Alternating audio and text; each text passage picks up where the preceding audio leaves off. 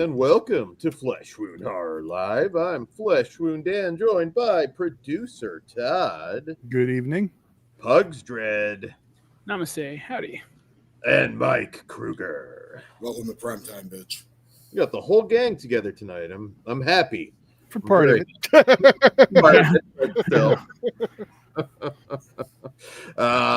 So yeah, gentlemen, how are you guys doing? We haven't all been together for a minute. Were we together last week? Were we? I didn't show up. I couldn't make it. Oh, that's right. You had your write-in vote. I had to read. Yeah. The black one. Yeah. Thought my life mattered. Oh. So what have you guys been up to this week?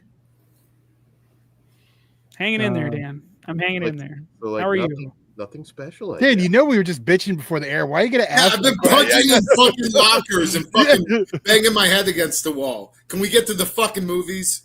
Kruger's ready to Dan's just waiting to go to the movies to go wild when the chicken jockey. That's all he's waiting for. Hey, that is so. Put some respect on the box office king right now. Thank you very much. Slayer of Snow White, killer of Jason Statham. That right here. Now you can take Jason Statham. Okay, he's not on the list. Dan is happy for all the middle-aged fat dudes right now. Remember what action star at the box office? Yeah, hell yeah.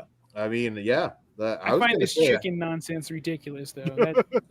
Someone needs to go full blown on these fucking assholes. Oh, dude, I've been 2 minutes, 18 seconds, Pugs. God damn it! I referenced. I didn't say. I know, but I don't even know. Yeah. I didn't specify the movie either. Suck a dick, Dan. Is Dan messaging? Yeah, I gave you the timestamp. Yes, he is. Like seeing the reactions to these little shits in fucking goddamn public just makes me want to. I do want to say one thing. I notice a lot of the videos are bullshit though, because they used one video and then they link it at the end that people are being arrested for it, but they're actually showing people who didn't have tickets getting kicked out of the movie. So they're kind of like combining and clickbaiting the story, and the people are going so crazy they're getting arrested. So basically, just so people that are confused, there are these brawls breaking out in the Minecraft. It's not brawls. No. They're just throwing shit and acting crazy. When chicken jockey is said, everyone is supposed to. It would be a lot fucking funnier if people were punching each other in the fucking. Right. And past the 3-minute mark, Aurora, Colorado. Now I'm getting specific. I am delighted that anything is making money, but that looked like the dumbest.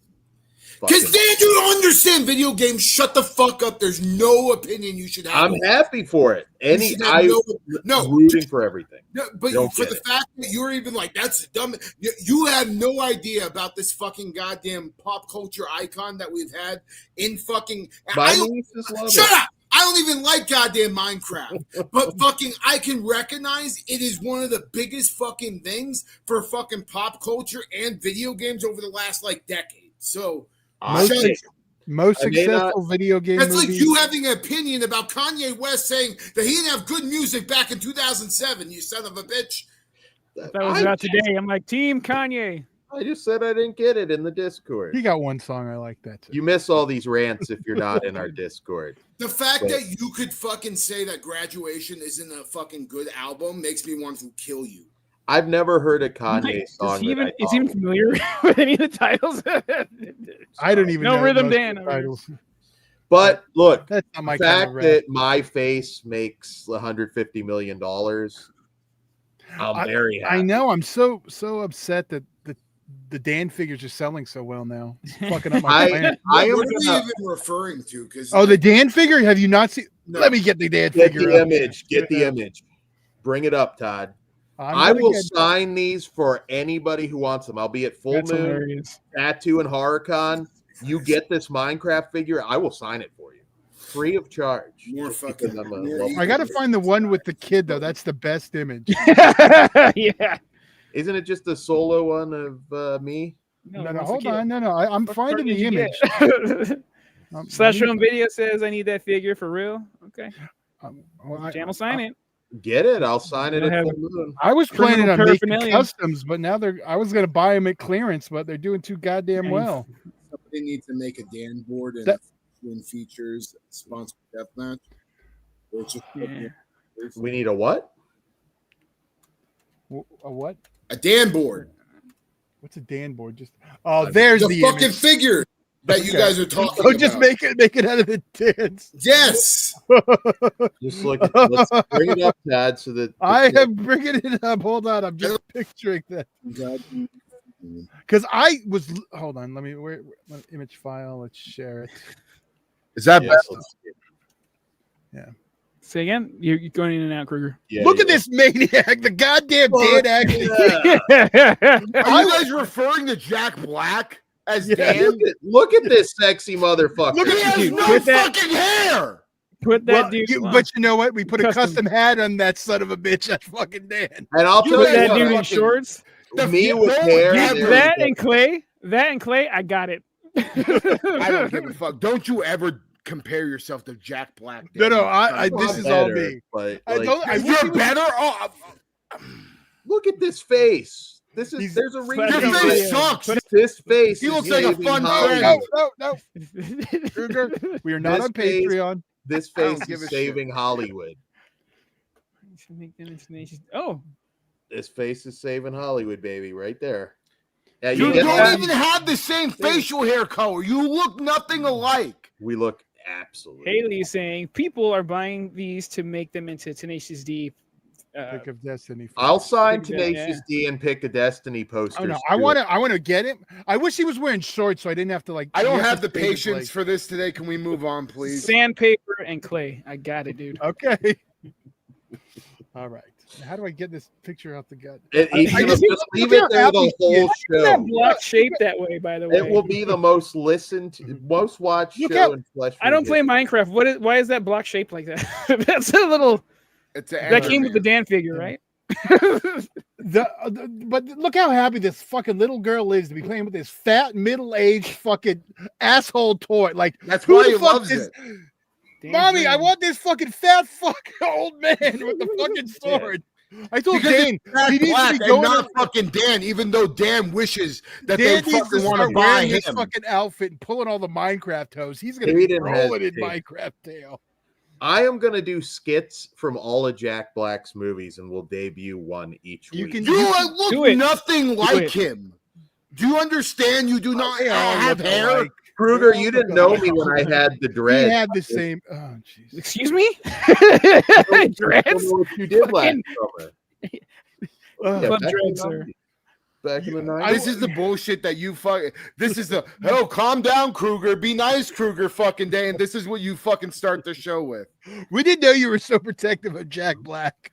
I mean, he's one of my favorite actors of all time. He is definitely not this son of a bitch. Do you even like Gulliver's Travels? That piece of shit. I like mostly anything with Jack Black. Jack Black makes everything better. Okay, that and Land of the Lost. I know that's Will Ferrell. I love Land of the Lost. That makes sense, though. I love the original show, though, so that was a real I do, too. Really? And you still like the movie? Well, because the movie was a fucking, hey, here's this funny guy with dinosaurs. It still gave me the same. I'm not going to say it's better than the fucking show, but at least we got something. Yeah, except Shallow Hal. I like Shallow Hal. That guy was not a true friend. He ruined it. Oh yeah. Didn't I say I was going to have an old man rant today? I think that's going to become a weekly thing. I've been notepadding things that annoy me. Old man rant. Oh, but mine was a point of okay. All right. You doing it now, or you want me to go into the movie? I mean, we could talk about. Do your old man rant now, so I can calm down. Okay. Yes. It's not really rant. Get my blood pressure in check. Super rant. I just want to talk about the new Tron trailer that dropped. I haven't seen it. I figured, and I'm obviously excited for it. I'm a huge Tron fan. Trans fan. I'm a huge Tron fan. There it is. I love one of my favorite movies.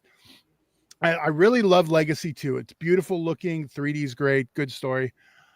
And then fucking Disney bought fucking some goddamn billion-dollar franchise and forgot all about Tron, because like they only made Tron Legacy because they couldn't make Star Wars because they didn't own it. And then as soon as they got it, they're like, fuck Tron, and just made a bunch of fucking movies. And they burned out the fucking Star Wars franchise. Oh, now they want to come back to Tron and make a new one. Goddamn cocksucker should have made this shit like fucking 8 years ago. So there's my mini rant, but at least we get more Tron, and I'm excited. Looks cool. Jared Leto's in it, right? I think I saw a poster. Okay. Or a clip or image. Been shot for a minute too, hasn't it? Like I feel, or maybe it's just I'm confused because it's been in development hell forever, but no. Yeah. I don't remember shit about the second one. I was never a huge Tron guy, so maybe I'll just rewatch them. It's funny. Every time I get a new projector, that's the first thing I watch is Tron, because the colors pop so well. I was going to say you're probably testing. Yeah, that makes sense. Yeah. And then I test the 3D by putting the 3D on. Sweet. Yeah, 2012. So it's been fucking 13 years. Yeah. Then they bought Star Wars and forgot all about that shit. I'm again, down my to favorite watch Tron with you, Todd, in 3D. I'm always down. Well, I'll definitely be doing that before the new one comes out. Yeah, so it was the big rant today. That was it. Okay.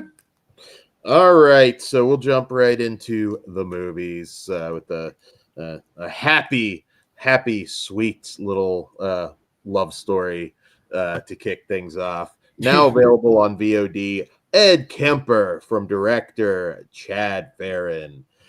Based on actual events of American serial killer Edmund Kemper, who murdered his grandparents at age 15 and after being paroled for that crime, killed 8 women in 1972 and 1973, including his own mother. Before we get into the movie, I just wanted to say I thought this was cool. If you were unfamiliar, the co-writer, I should say, of this film, Stephen Johnson, well, number one, he wrote Quantum Devil, which we were a fan of a year or two back.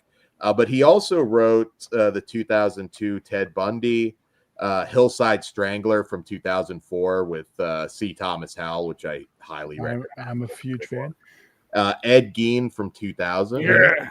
Steve Rail's back. And Starkweather. There we go. Got some serial killer history. Yeah, he's got a prestige. He's done all the big and all that wave. Those are all great ones. I think out of that batch, I think Starkweather was probably my least. I still enjoyed it, but it was probably. It was. I haven't seen that one. Yeah, it was the weakest of the bunch, unfortunately.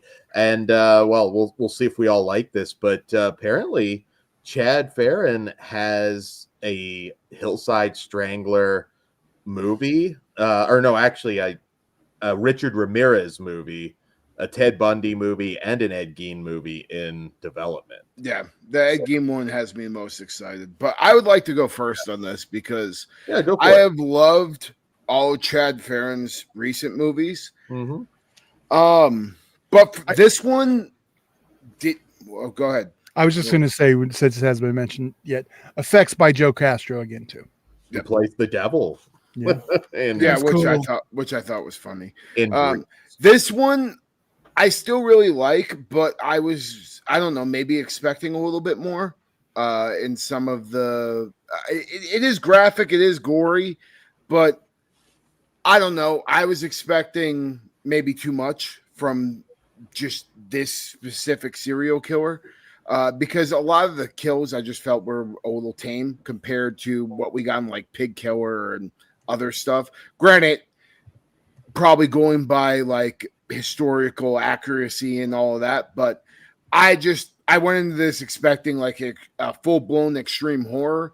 I don't think we really get there. There's moments that are there, but it's not like as fucked up as I want it to be. But as a whole, it's still entertaining as hell. The acting's good. The familiar faces, like the guy who plays the priest in the church that's in Nightcaller and a lot of his movies, Robert. Yeah, a lot of his movies. Seeing all those familiar faces always makes me happy. I still had a good time with it, but I still think I prefer Pig Killer and a couple of his other films. You wanted to see him fuck the head, Kruger. I wanted to see more fucking of the head. Yeah. And he put it in her mouth and her neck. So, and then I have a song about that too. Of course you do, Bugs. Yeah. But still, at the same time, we haven't. Is this our first Ed Kemper movie? No. Okay. 2008, I believe, and it was not very good. Yeah. Well, Mindhunter is still the standard. That's what I was going to say. That's 100%. But we didn't get to see him go full blown Ed Kemper in that. Like, so as far as Ed Kemper movies goes, awesome. But I still was expecting a little bit more. I felt like this was maybe like an in between project, because like I saw some other movies that Chad Ferrin's made recently that had greater effects and more thought put into it. I think I can't say greater effects. I mean, because what they had, I mean, it's pretty fucked up. I mean, it's just good. It's just not the quantity. I know what you're wanting. Yeah, it's not there. I mean, the quality's all still there. It's just more restrained. I just didn't have. It's more okay. Let me put it this way: watching Unspeakable, the last Unspeakable movie, immediately within the first 5 minutes of that, there's a memorable scene in this. Right. For this didn't have like that. Hey, holy shit! What the fuck is going on? Scene for me. Yeah. But that's not to say it's not good. I'm just saying, in comparable with other Chad Ferrin. No, movies, I know what you mean. It's not like not like balls to the wall. It's closer on par to the ones that the writer already worked. Like like the sequel to the older ones, like the sequel to Nightcrawler. What was that one? Nightcrawler's sequel is Scalper. Fucking first opening scene. Somebody's getting shitty ass stabbed and then slit in the throat and scalped. Like that's instantly memorable. I didn't get that with this movie, and I got that with Pig Killer. So, but it's not to say it's bad. It's just I have a high. He's put himself at a high standard. Let's just put it that way. Well, I love this one. I think, I mean, it's more restrained, but I think it kind of had to be, because I don't think he wanted a more trauma type vibe. This is going to go to a wider audience, I think, after mine. Well, I mean, again, it's fucked up. I mean, he removes heads. We see him with torsos. I mean, he's Ed Kemper. It's more graphic than if this was a Hollywood movie for sure. Yeah. But I think he took 10 days, I believe, to shoot this, and capturing that period look, that's hard. That's very hard. And you can tell he really did research. This was shot in 10 days? Wow. I'm actually... Yeah. Research. 10 days? Okay, that makes more sense then. He did like I said, it seemed like it was an in-between movie for him, where it wasn't something he had a lot of time to work on. Was that? Do we know if it was filmed in California? Because that hospital opening scene looks like the church that Wednesday filmed his when the devil. I'm pretty sure it is. It was. Okay. Then it's by the 210 freeway. Yeah, I believe you can tell that he did research for this. There's a lot of little bits in here that also the allusions about the mom possibly being a lesbian with her friend Sally. Like, that's just like a little thing that he kind of hints at in an interview at one point, and that became part of the plot. So I did appreciate it. I think it's like right at the level of fucked upness that it needed to be. I mean, again, he could have gone, balls out trauma style, and we still would have loved it here. But I don't know. I think this one kind of had to be. We're spoiling to a degree because it's a true story, but the scene with the head, I think it was still fucked up the way he goes, "I'm gonna make you smile, mommy." And he's just, can I argue one thing? Don't you think he went more trauma with Pig Killer? Oh yeah, for sure. Okay, yeah. So that's what I was expecting going into this, and that's why I fucking wanted more, because I thought, like, okay, we're not going to be. I wouldn't even say he's respectful in this, but like, Pig Killer felt more trauma and still based off a true story, so that's what I was expecting going in. I get that. I think Susan Prever, maybe her best performance in one of his movies yet, and she's always been good. I really like just his acting troupe that he uses for all these movies. I agree. No Bai Ling in this one, interesting enough, but I don't think there was a role She'd feel shoehorned in if Yeah, I guess you could have made her. what was the one Dan didn't go off? What was that one? This guy did in fact actually, have sex with his mom, Hayden. Just Rookie like clock. All right, we got one. He skull fucked her, my friend. He skull fucked her. He did. Ed Kemper was very And polite for a skull fucker, though.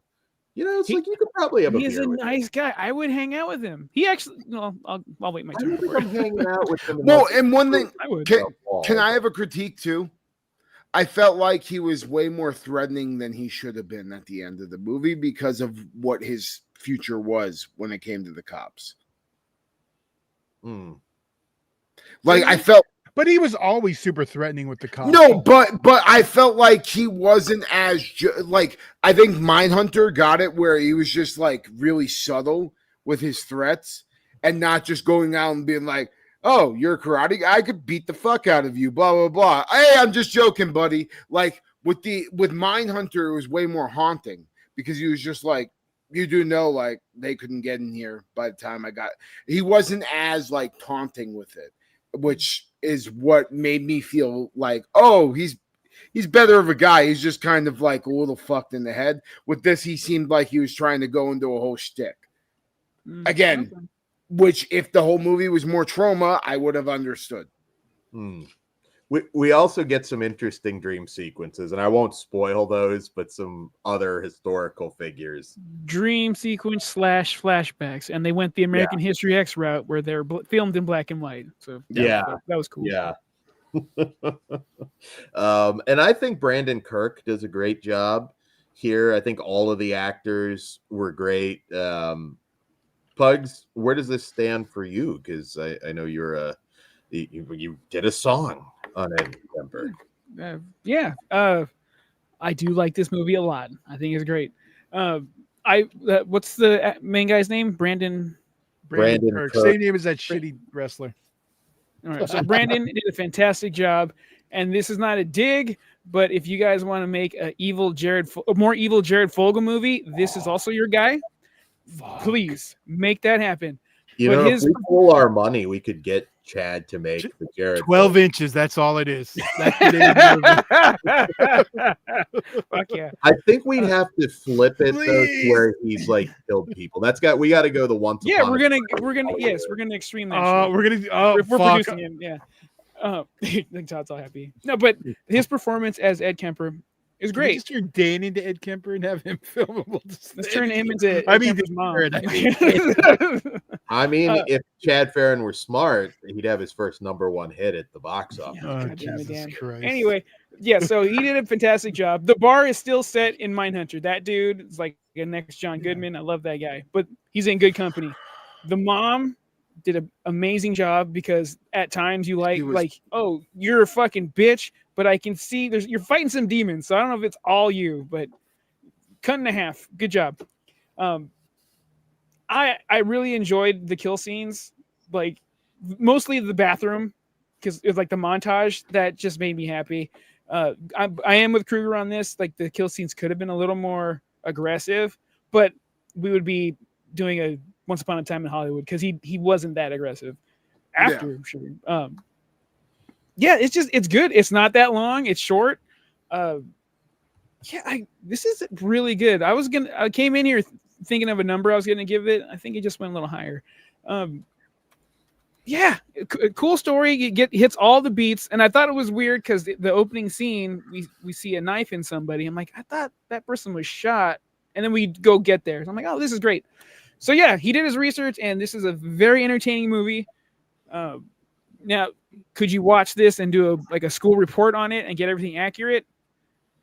I think you get enough out of it. So they tote the line. Yeah, good shit. To be honest with you, I think like more so this than most of Chad Ferrin's serial killer movies. I think he played it to the T a little bit better. Yeah. Go ahead. This one feels, like I said earlier, it feels at home with that first wave of serial killer movies that the co-writer did back in the day. It feels at home with them. I I don't say I like Ed Kemper. I like the case of Ed Kemper. Well, yes, you do. But yeah, I don't think I was expecting it to go like super balls to the wall. Like, I mean, from the trailer and stuff. I really just loved it. I mean, the other movie was really, Dan already said it wasn't good. This one, I don't know. I had a good time with it. Brandon Kirk, I thought was really good as Ed Kemper. Yeah, he nailed it very well. A different take than Mindhunters, but I get, that's like, as of, the one everyone saw first, I think that's like the standard, which is... Well, it's like Hannibal Lecter. You have it is. And Mads, I forgot his last name, but hey, they're both great. Why are you going to disrespect the Cox too? Oh, well, okay, he did it first. Okay, Anthony did the best. Put some respect on that Cox. Yeah, Brian Cox and Manhunter is the shit, but he always gets left out of the argument. I'm just throwing him out there. Fuck that guy in Hannibal Rising, though. Not entirely his fault, but yes. Yeah. Oh, you know what they didn't do, and I think could have been a little quick. They didn't do the chapstick in the car, but because that's how he locked the door. Like, oh, we can't get it out. Oh, okay, yeah. You're right. But he did do some research. I mean, if you watched a lot of the 2000 serial killer things, there are some where I'm like, my God, you didn't even try. There are some that are like very, very bad. Director of the Boogeyman, what's his name? Yuli Lamel. Oh God. Pretty much any serial killer movie he did at that point, and he was churning them out like a motherfucker. All of that is ass. And sometimes it sucks because some people in their head have those movies that he did rather than some of the good stuff that the writer of this film wrote. It's a shame because fucking love Ed Gein. That movie's so good. We have still not done that, Pugs. We need to make We didn't? I thought we did. We did not. Okay. Yeah, I'm down. I fucking love that. I think I'm really looking forward to see what he does with Richard Ramirez because, in my opinion, he still have nail that fucking ending, Chad. That's all I want. Like that's all you have to do. And with seeing this and what he's done, I think he's gonna because I don't understand how you don't fucking have the beautiful scene of all of East LA descending and beating Richard Ramirez's ass. It's the greatest ending. They did kind of sort of do Frankenstein it in American Horror Story, didn't they? Sort of, but not. They haven't done it right yet. It hasn't been done. Yeah, that's all. I want to see that. I want to see fucking East LA showing up. Fuck this puto. I want him running from a big group and just like that. All Mexicans. You could have a couple black people too, inclusion. Yeah. That is. There's some Blolos in East LA. You know what? I'm gonna behave. Yes, there is. But this, I loved it. I look forward to more. And we also had who was doing the American Boogeyman series? Daniel Ferrens was also. I love those two. I just like more serial. I kind of prefer Chad's take if I'm being. Well, but I like the what they were doing over there, like just a little piece of the story you weren't really familiar Ferrens with. Deep diving, yeah. They're different things. Like this is like Reese, and the other one is like just you get like bits of the story you don't normally get, and I like that. Yeah. I will say I would have popped huge because we kind of have an Officer Doofy moment, but I wanted him to come out just with like or so. Don't bother me when I'm in my room, Mom. Ed Kemper, fucking, it's like what was that brand? I can't remember the name. It's with a T, but like he made sex dolls before they were fucking fashionable. All right. Also, side note, Ed Kemper, if you listen to Books on Tape, a lot of the early stuff that was recorded, he kicked that shit off. Yeah. Chad Ferrin right now. That's a selling point now. Pugs listen to all kinds of books he wouldn't listen to. I've debated on trying to go collect those. I'm like, you know what? I don't have the energy anymore. A few years ago I would have. All right. Well, let's go ahead and rate it. Kruger, what say you? I am a 3 out of 5 with room to grow. Okay. I am a I really like this one. I don't have a lot of complaints. I'm a 4.5. I really loved it. And I also meant to bring up one scene that did kind of make me laugh. Is like, would you look at shit? Would you look at that pig and then just pop? Bugs.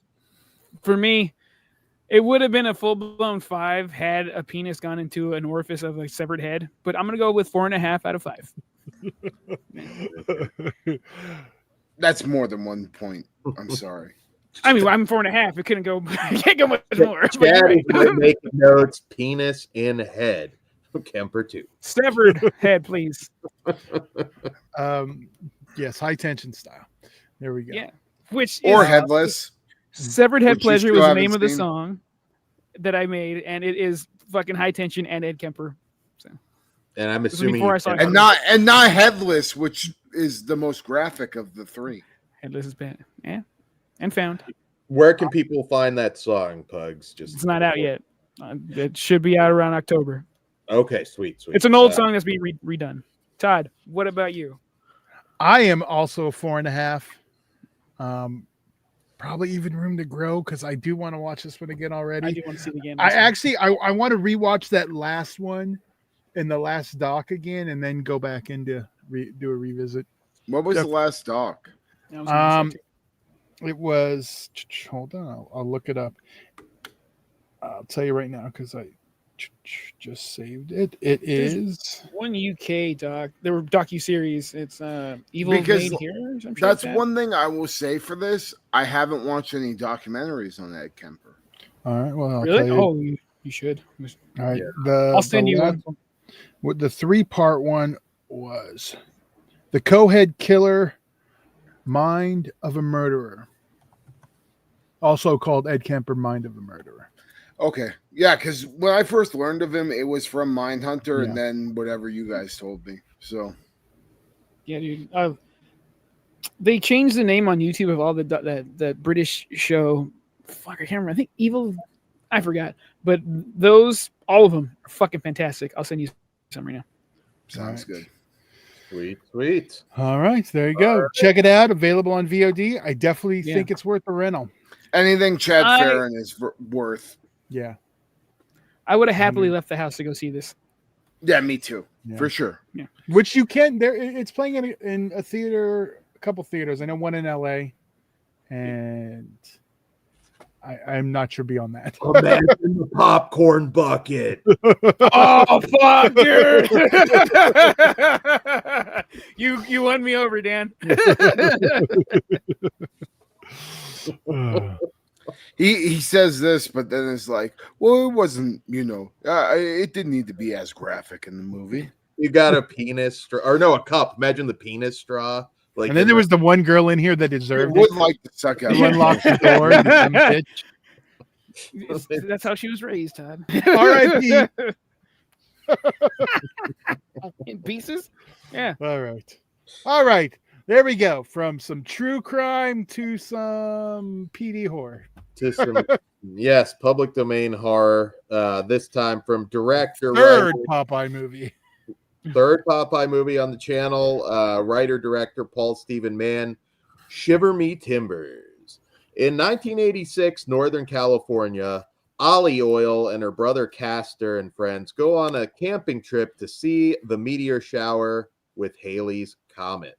But the night turns into horror as a meteor transforms Popeye into an unstoppable killing machine. I'd actually like to go first because I'm quick and brief. You loved it. I actually really like this movie. Like for Jesus Christ! No, really? shut up and let me finish. Okay. I like this movie like a lot for like the first 20-30 minutes. I dug the old man Popeye being mutated into this fucking creature and the Halley's Comet fucking thing going into his pipe.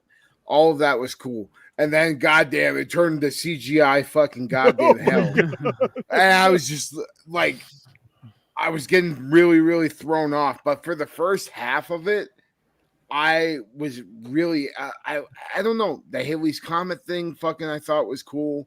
I was super into it, and then like the second half, it all fell apart and turned into low budget bullshit fucking horror that you don't really want to see. Now, I will say there's some funny moments. The fucking guy shitting in the porta potty, that whole fucking sequence, hilarious. Fucking hilarious. But at the same time, there's so much CGI in here that there's not much for me to forgive. But I will take it over that first Mickey Mouse movie, maybe. Mickey's Mousetrap is definitely still the worst that I have seen. Yeah. Agree. Well, I'll go next because I don't think Dan's going to be positive like I'm going to be, because I did enjoy it. I'm a Kruger though. The first half is like all the setup was really cool, and I was like, oh, we're gonna have a good time with this. I thought again, I was glad that Popeye's not a ghost in this. We finally got something different, although what we got still not what I want. I enjoyed the cast for the most part. I really liked the leading lady, the Ash lady, whatever the hell her name was. Oh, Olive Oil? Amy yeah, Mack. Amy Mack. She was cool. I like the fat dude. He seemed like a party. So yeah, it's fine, and I can roll with bad CGI sometimes, especially if it's blood, because like Spartacus, they made the blood a character. So I'm like, it's nowhere near Spartacus level. I'll have some CGI blood I'm happy with later. So okay, this wasn't it. Yeah. But it didn't overstay its welcome either. So I thank them for that. It's fine. It's fine. It's not great. I don't hate it. I liked watching it. I doubt I'll ever fucking see it again. Yeah, fine is a good word. There you go. Well, I think the good word is crap, because this was not good. Like I said from the beginning, my Popeye standards, being a big Popeye fan, this is the one that I was worried about. Like not just this movie, this is what I was worried about for all of them. I get you. Yeah. And this is not good. The CGI shit. Like we have full Popeye CGI. I'm like, this is just fucking horrible. That was a weird choice. Yeah. That was and we have a legitimate CGI fight, not with fucking dinosaurs or some other, with the fucking Popeye girl and fucking Popeye. This shit was stupid as fuck. That's my opinion. You fucking disrespected Popeye, and I hope you get a corn cob pipe up your ass. God damn it! This movie sucked assholes. So I genuinely think the last two Popeye movies, Popeye's Revenge and Handful of Titty and Popeye's The Slayer Man, were pitch perfect as far as just delivering what I want in this kind of two different takes. Yeah. Still ghosts though. Just good, good dumb fun. Now this one is crap. If you have issues with CGI, you're gonna have a real. And it looks like a corncob cock coming out of his mouth. Look at the goddamn poster. What is that? Yeah, so I didn't understand. Like, was that somebody's bone? Yeah, that's the bone one. Yeah, I can't imagine this is gonna be anybody's favorite Popeye slasher home video. I'm really surprised one of these movies sucked. Chris, the first two I genuinely think are a very good time if you go check out our reviews. But this one, I mean, this one comes off as the cheapest. It's very, very low budget. It's weird because they choose to set it in 1986, and there's moments where like they make these little jokes like, man, I hope they never make Terminator 2 because it's destined to suck kind of stuff, which were kind of amusing, but at the same time, it's like nobody really felt like they were from the 80s. So it had that issue going for it. It's very, very stupid, but there were some moments where I was kind of laughing. I mean, it's fun in that riff tracks way. I don't know about all that. Like, you got to sit down with some buddies. I might have been able to have fun with buddies, but I was just so not into it. The first kill where he punches somebody's face out, the CG is so crappy, but it's still like, oh my God, I can't believe I'm watching this. I can tell it was made by horror fans. I mean, there's a quote from Flesh for Frankenstein. You know, that they did their best. This is the more amateur production out of the three we've done so far. But there are some weird moments. Like I said, there's a scene in here that Kruger mentioned where the fat guy is taking a shit. Popeye kills him in the most ridiculous way, and then he takes a shit before like chucking his head. Big one. Yeah, there's a few moments where I'm just like, this is trash, but I laughed a few times. Weakest by far of the Popeye movies. I feel like anybody don't see this and judge the other two. I wish I would have saw this one first, so might have had a chance. I might have been able to laugh at some of the flaws instead of them just upsetting me, knowing how well I still the other don't believe two so, did it. Todd. It's Popeye. That's like your Batman kind of, right? Mm. Well, Toxie's probably your Batman, but you know what I mean? Or a good example, like at the end, it's not even really a spoiler, but like at the end, she gets a hold of this like sort of chain buzzsaw weapon. And it's like we're getting CG where it's like the weapon is not even connecting with Popeye. It's so like you're right. I didn't mind that. It's like the Tokyo Gore Police. It just got ridiculous. If they would have got more ridiculous, I think I would have been like way more entertained. Yeah. Could have used some skin. Could have used some different things. Yeah, but, I'll give you that. It's bad. It's bad, but probably not as bad as my anger. Maybe it is. I don't know. But the one thing I will sorry if say you're watching, director. The one thing I will say is I at least like the characters more than probably all of them. I liked Ollie. Yeah. I thought Ollie was good. But yeah, effects wise and everything else. It feels like Castor Oil isn't in public domain yet either, though. I remember Castor coming in way later. So I don't know. Some of these people feel like they're walking the line. Yeah. Well, we had Wimpy in the last one. Well, dude, look at the goddamn fucking Screamboat Willie or Screamboat, Yeah. No, I agree. They were too. But they didn't fully show the last thing. But that's also like who's Castor? Castor Oil is one of Popeye's kids. That's another weird thing too, because it's like it's olive oil, but she's not olive oil at all. They just wanted the name. I don't think that's the daughter. Yeah, like give me a little bit of an I think maybe that's the way they're kind of getting away with it. Because I thought Castor Oil was. I don't remember Castor Oil till the Popeye movie, the original, the one with the joke stealer. Probably not.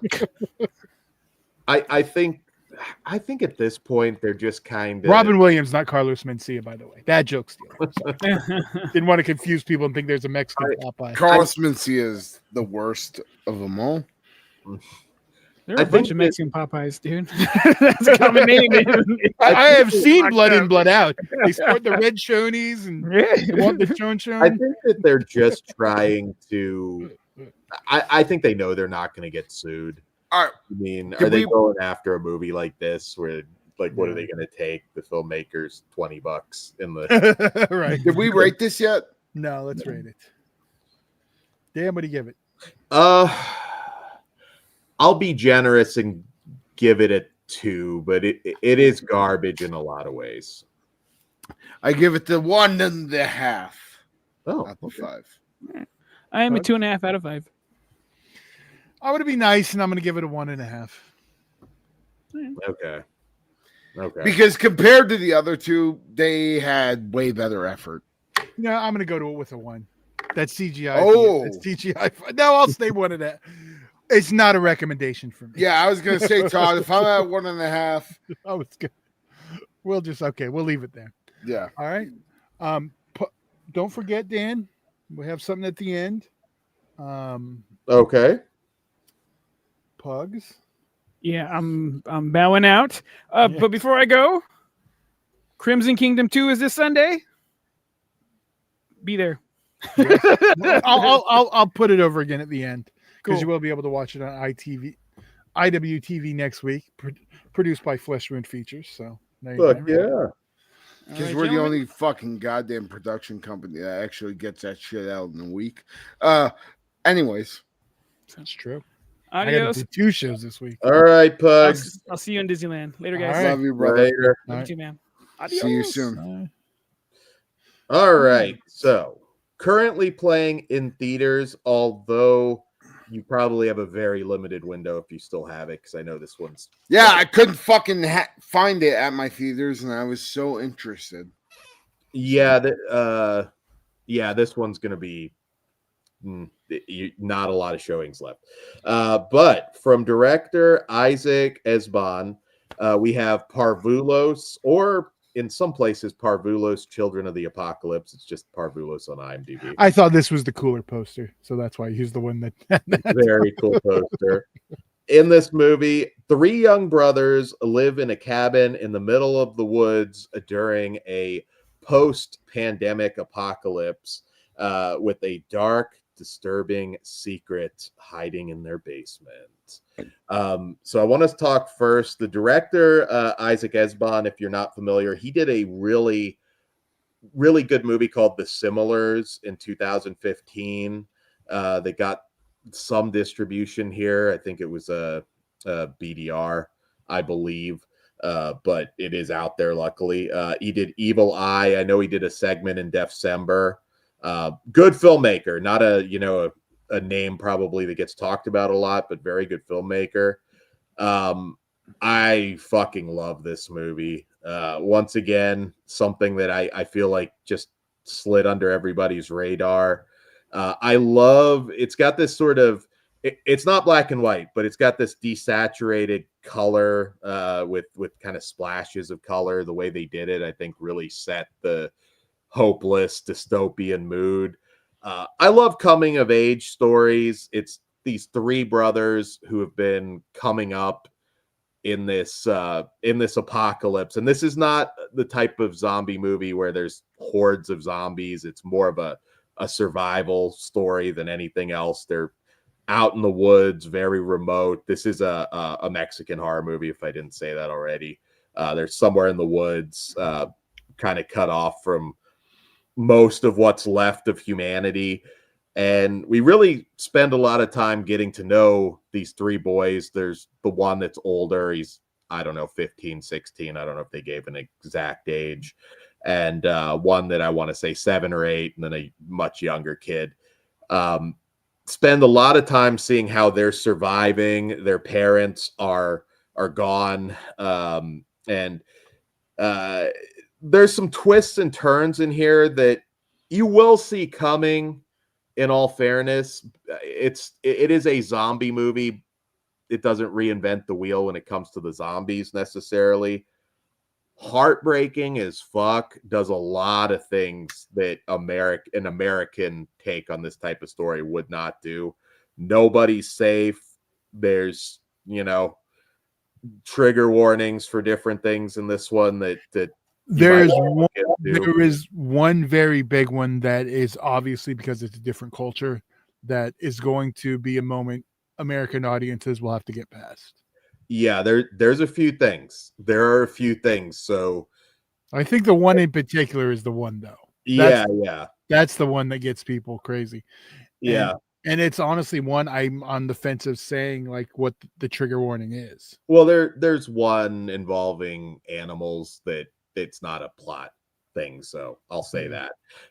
Nothing horrific, but it is there. Americans don't like dog shit.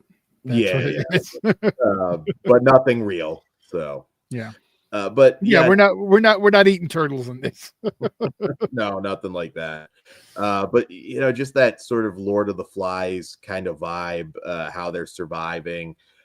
There's some reveals pretty early on in the story that I'm not going to spoil. You will probably know. But man, some of the best looking zombies. Yeah. It's not nonstop gore or anything, but the violence, when it hits, it means something, and it's emotionally impactful. I love the characters' arcs, the 3 boys, where we start, where we end up. This is just an absolutely fantastic movie. Great practical effects. It took him 10 years to get this one made. Just a lot of trying to put it together, and then the real life pandemic, I'm sure, slowed it down too. But this one sticks with you. I very much enjoyed this, and I hope I hope people will get to check it out. If you have it this week, it's probably your last chance to catch it in theaters. I know it'll be a lot of odd times, and after that, I'm not sure, quite frankly. I hope it gets good distribution and you can pick it up physically or rent it on VOD. However you got to do it, watch this fucking movie. Todd, what did you think? No, I'm 100% with you. And when Dan gets excited about a movie ahead of time, I'm always weary. This is not one of those cases. I went in, I loved it. Yeah, the zombie stuff what's there is good, but it is really about the kids. It's about their story and their journey and dealing with the apocalypse.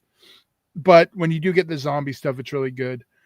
Yeah, I thought this was, a very good film, and yeah, it gets you in the feels. It's a good story.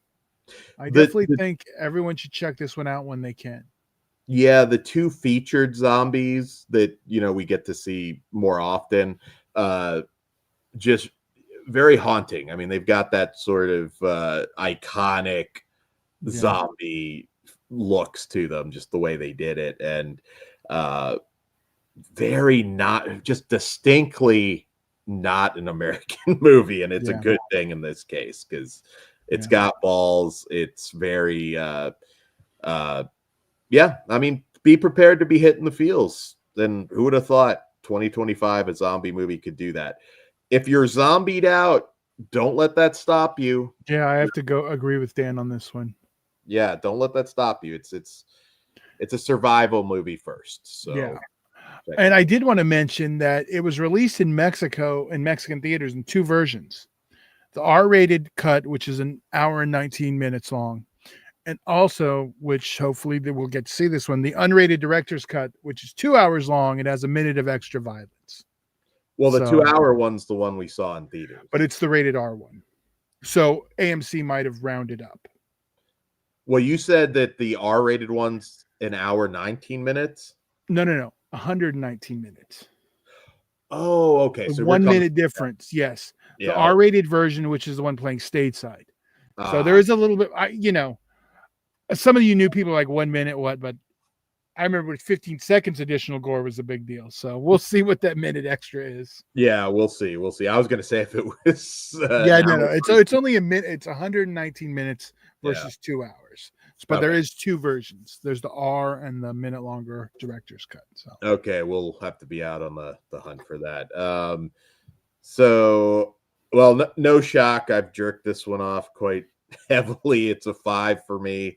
Go check it out and have this director on your list. Go check out some of his other stuff. I'm with Dan on that. I'm a 4.5 with room to grow. I did really enjoy this one. I think it is definitely worth checking out. All right. Sweet. Well, let's see if we can keep this momentum up, Tad. Hold on, is Kruger back yet?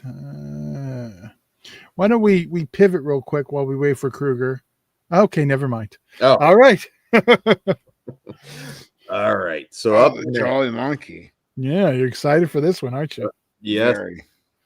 All right. So the Jolly Monkey from director Ryan Ebert and The Asylum.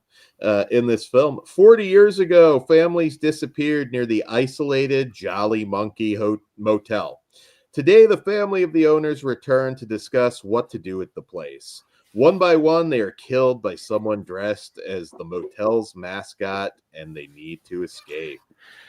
But, of course, why would they? Open road. It's just a motel. There's plenty of chances to just get the fuck out of there. Osgood, better look out. Yeah, right. let me just say, I hate asylum movies usually. This one not so much. I think they parodied it right to the point where it wasn't so much of a parody that had me feel like I wasn't watching a horror movie. And there was like practical effects and just certain things with the story where I didn't hate it completely. Granted, it's not good. It's total asylum bullshit, but it's better than most of the asylum stuff I have had to watch over the recent years. It didn't have what's his name standing in the kitchen for like 10 minutes. Well, and they also had small attempts at practical gore, and that's something that, like, I don't know. That's something that will get over with me a little bit more than just doing CGI bullshit all the time. Granted, there's a ton of CGI in this fucking movie, but the little attempts made it so I didn't hate it so much. It's not good, but it's definitely not the worst Asylum Mockbuster that we've had in recent years. Agreed. Yeah, they definitely had worse, but yeah, we didn't get the 10-minute kitchen scene with what's his name. Now, if they could have got William Dafoe to reprise his Florida Project role. Yeah. It's going to take us a while to get William Dafoe to Asylum level. He would make them all better. I don't think he'll ever get there. And he should. But this one, again, so it's not a cheesy movie. I mean, it plays it straight, just straight slasher. It's other than, there was a motel in the monkey. Other than that, it's really not anything much to do with the monkey. But one of the big issues with this one is there's a red herring that it's like, well, what you're assuming is a red herring, and it's like, oh no, that's just what it is. Yeah. It's obvious, and that's just what it is. There's no big reveal. Like, it's just the red herring was the red herring. See, it's just like, all right, you guys, I'm gonna go over here and disappear for a little while, but you keep on working. It's like, okay, yeah, that's what it was. All right. It's not very good. I mean, I liked seeing Dominic Keating, who was in the least, well, actually now I would say not the least popular Star Trek series, Enterprise. But it's always good to see him. I think he played the dad in this. Only really notable actor, I think. I thought the actress that played the mom, Jane Hajuk, I thought she was pretty good. No major issues with acting in general. I thought everybody played their part fairly well. It's just one of those where it's like, motherfucker, you're just in this little motel.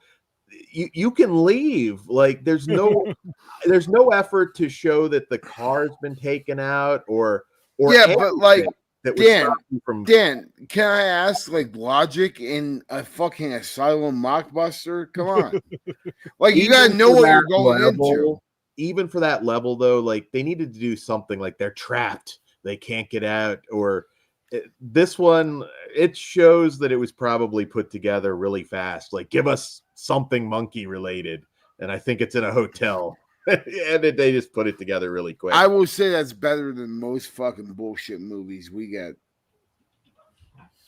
It's not the worst of the worst. I mean, I will say, I don't know if you've seen some of the like early Asylum slashers before. Yes, I have. Some of those are actually pretty entertaining. And that's what, but I feel like this is a return to form to that, because it wasn't just, oh, we're going to fucking rip off the monkey. Now we have like the slashers type character intertwined in there, and we have good fucking kills. Like, there is some solid gore in this.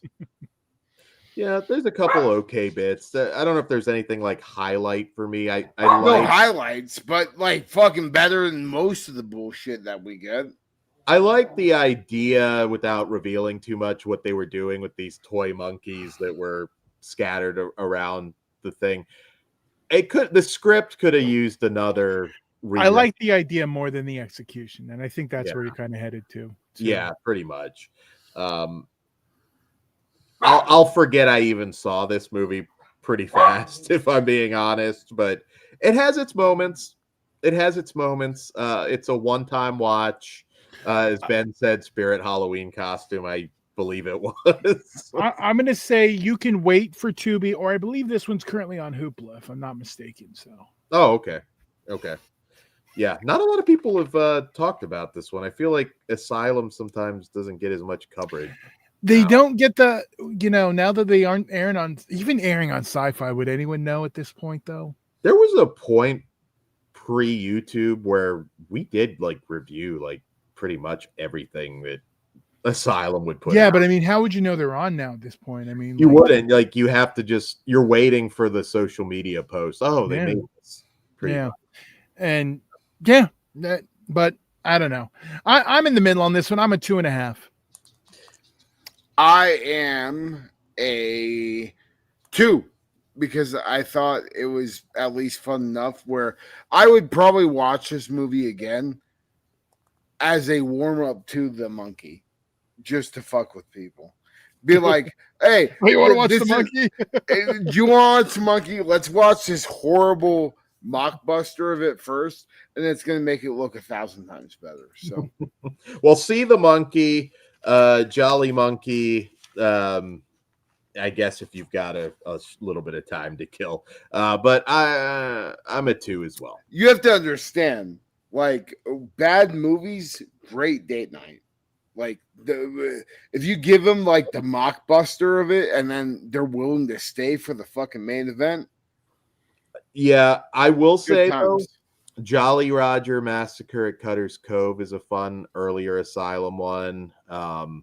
Honestly, most of their early slasher stuff. Halloween Night is good. We covered that on one of our Slashtober. There's that one, Hillside. Oh, what's that? Hillside Cannibals. I think that's what it is. I have it. I could go check. But yeah, they had that. Beast of Bray Road. I mean, Legion of the Dead, which are the Mummy movie where the girl's naked through a good chunk of it. Always fun. I Am Omega is a good early mockbuster. They've got some fun little B movies. None of them are going to blow your mind, but dive into particularly their early catalogs.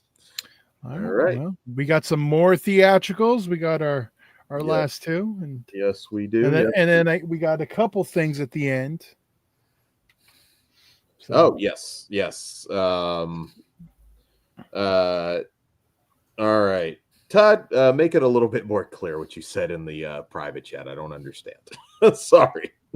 All right. But before we get to that, our next movie that we're going to cover tonight is Hell of a Summer from director Finn Wolfhard. And for some reason, I didn't write his name down. Billy Brick, I believe is his name. I'll correct it in a minute if I'm wrong.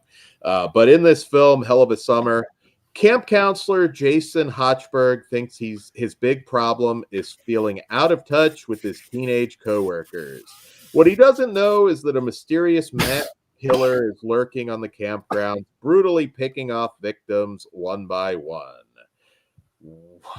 This was a rough one for me. Well, let me go first then, Dan, because I'm more of this age generation than you guys. I actually enjoyed this movie to a certain extent. Granted, the kills suck. Way too much off-screen bullshit. If you guys would have fucking had some fucking testicular fortitude and fucking went crazy with the kills in this movie, you probably would have made one of the better modern horror slashers of all time. But the fact that you guys fucking went so off screen with basically like 90% of everything, you have a good fucking axing scene. Outside of that, the kills suck. You have a good character. You have good characters, or a good killer, with good characters. I was very, very upset because I fucking wanted to love this movie. And it had all the options for me to love this movie as a timepiece to our generation of what we have right now. When it comes to people that are so focused on social media, people that are so like into their phones, and just also the shitty stereotypes that we just have with what kids in their 20s and early 30s act like. This didn't give me the horror amount that I wanted. I think it did better with what the characters were for our average horror users that will be like, I don't know, like my best way to describe it is this is horror for our modern generation, but it didn't give us the gore or the effects or the like disgustingness that like guys like I grew up where you grew up wanted. So it's like very in the middle. I didn't love it or hate it. I thought it was a fine slasher for this generation, but it's not like one that's going to be memorable like everything else that we have gotten in the 80s or early 90s that, or even like just with Gutter Balls. Like we were talking about Gutter Balls not that long ago. That movie has such memorable kills, gore, and it also is just like a time period piece. This is more of a time period piece than it is a like one that I'm going to want to watch in future years. Okay. Todd, you want to go? You want me to go? I'm going to let you go because I'm the old one who it's not made for. So is Dan, but he doesn't get that. That's kind of how I feel for you too, though. Like it didn't give me that old slasher feel that I wanted, but also I understand it's supposed to be a period piece. Well, I think this movie's a fucking piece of shit. I did not care for it at all. Nothing to speak of in the way of kills, lots of off-screen crap, which again is fine. I don't need every slasher to necessarily be a bloodfest, but you know, give me somebody to root for, some kind of interesting characters. I don't think all the actors were necessarily bad, but I didn't give a fucking shit about anybody. No skin, obviously. I mean, it's very, very light sort of shit. I'm disappointed in Neon for putting it out. It feels like something a 19-year-old Finn Wolfhard wrote, and it comes off that way. I just thought even the killer reveal and all of that stuff was just lame. I never felt any tension. I don't think I laughed a single time. Maybe it got one chuckle early on, but for a movie that seems to be more focused on the comedy, it could be a little funny, I think. I thought this movie was garbage. I think it's going to piss a lot of people off. There is an audience for it, and I recognize that. I mean, a lot of people this age now are kind of just alien to me anyways. But I think even they will forget about this in like a week. I don't think. To be fair, that generation forgets about everything in a week because they have no attention span. It's the TikTok generation. Some things I'm not that far off though, and that's why I can't like just fucking sign off on that because like I'm not that far off from these people. Well, you're about a decade off. Not really. Finn Wolfhard's like what, 23? I think he's 19, at least when he made. He's not fucking 19 right now. I'm looking him up. God damn it. I don't know. 19 when he wrote it. I know that much. But let's see how old he is. Yeah, I mean, there's certain things that you want in a slasher film. You don't always get them all. And again, that's okay. But you got to give me something. And there's also a very low body count for that matter. I mean, the whole movie is just. But I wouldn't say there's a body count. Just the body count doesn't matter. They don't fucking make any of the kills mean anything. And that's what pissed me off. Is like, you have a sleepaway camp fucking goddamn setup right now. You could fucking do some really crazy, gory kills and make this a movie. Camp, though. Not now.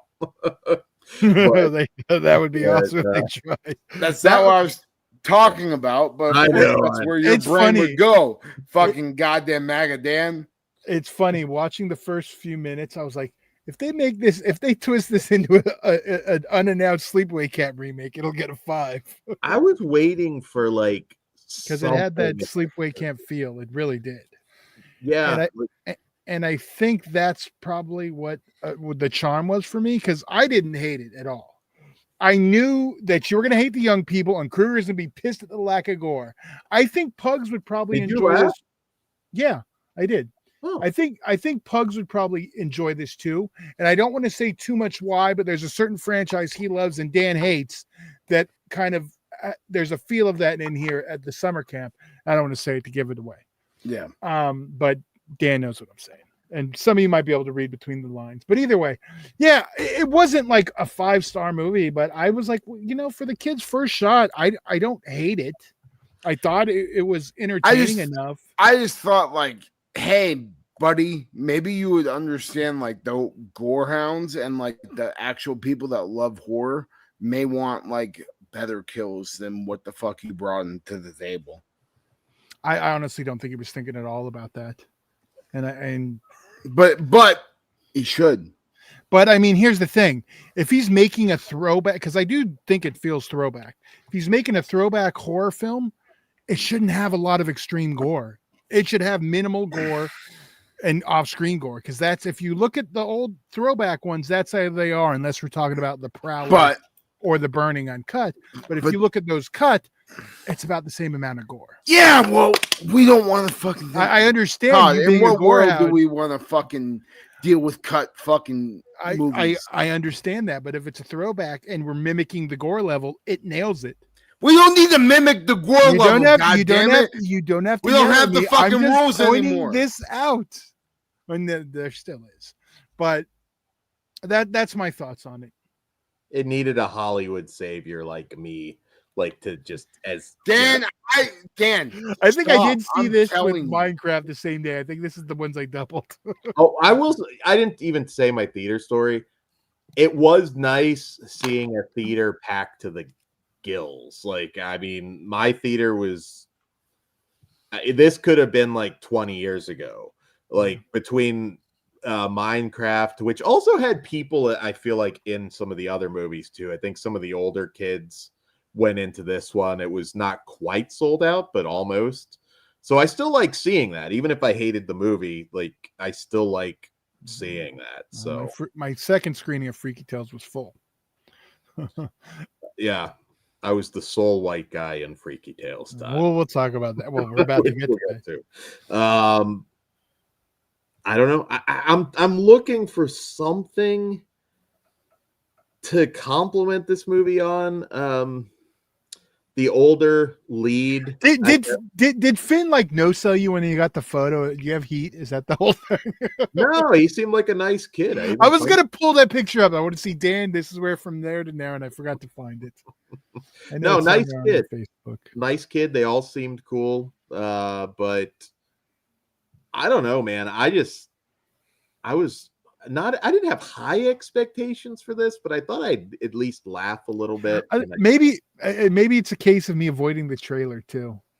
So if whatever jokes that were in the trailer, they were all fresh to me. Like I said, I didn't see. There's like a critic, and I don't know who it was, mainstream critic, that was just like gory, and I'm like, you fucking liar.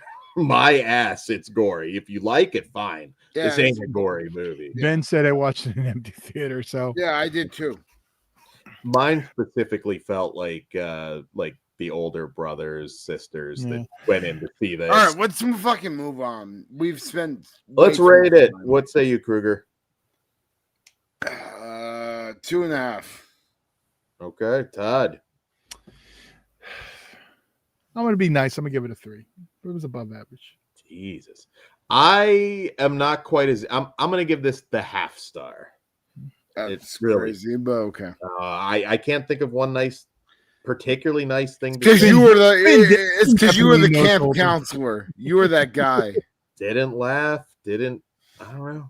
Didn't like anybody. No tension. I'm sorry. Didn't like it. But let's see if we can end on a positive note with our final film, which, spoiler alert, I do think Todd probably liked this one a lot. Oh, yeah. Stay tuned. I will be talking a bit about Too Short at the end, obviously, too, just because I never get to, and I got some cool stuff to show off. And this is where I'm going to split out. All right. All right. All right. Have a good one. We will talk to you next week. And go fuck yourself, Dan. Damn. There's no way to talk to a Hollywood savior, but I did want to pimp our buddy in the chat, Retro Crypt. Check it out for all of your horror needs. Yes, and Dan jumped the gun because we're going to do that at the end. I wanted to show off some of the goodies that he showed, and we'll do the code.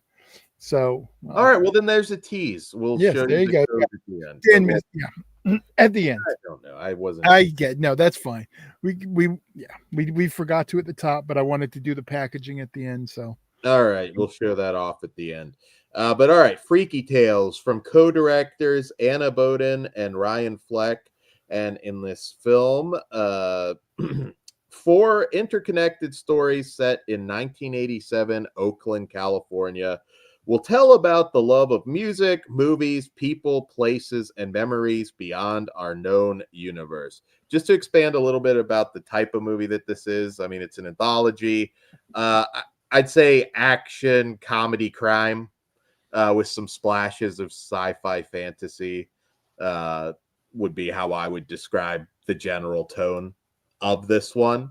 Todd, I assume you would want to go first on this because I want to hear your opinions first, see if I have to yell, and we'll go from there. Okay. No, I did enjoy this one. I was going to say, because I'm going to suck it off, so we'll just. Yeah, no, I did enjoy this one quite a bit. I think the Pedro Pascal segment was the best. I think that was like the one where I was like, man, I could probably watch a full 90-minute movie on this story. We get some video store action, which is always nice, some retro video store, with a surprise cameo that I won't give away. Oakland legend. From you might be talking a different cameo. No, I'm not. He's an Oakland legend. Oh, yes. Okay. Yeah. I mean, they put that in your head ahead of time too. Yeah. It's pretty funny. I wasn't expecting it, and some really good dialogue in the video store too. And I still want to know what number 1 is. They didn't say when he does his spiel. They never tell you what the number 1 movie was. Oh, yeah, that's true. I think Cliff, if you're still watching, I think you will enjoy this movie, but specifically the Pedro Pascal segment. I see. As a Tarantino guy, the last segment though too. Here's the thing: it is a hood movie. Ben. Yes, they are all interconnected. This is Trick or Treat, Pulp Fiction, with everything infused together, but still broke up into chapters. All the chapters named after 2 short songs, except the last one, by the way. Okay. Yeah, I feel like there's a lot of like, if you were there, you'll get this even more moments. I did appreciate, I mean, one of our segments is kind of the punk rockers versus the skinheads, which was always kind of a thing. I mean, I wasn't like around in 1987. I in my head, I was kind of thinking, Oakland? That's pretty brazen for skinheads in Oakland at the time. Well, that was the thing. Like, yeah, and they make the jokes. How do we go from Black Panthers to skinheads? And then there's like little jokes where they're talking about the Oakland cops who, if you're from California, OPD is notoriously not friendly.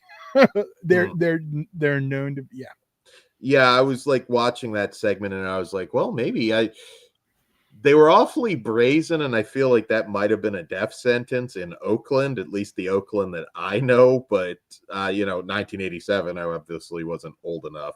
I will say, though, believe it or not, like when I was in DC, like there are people like that exist.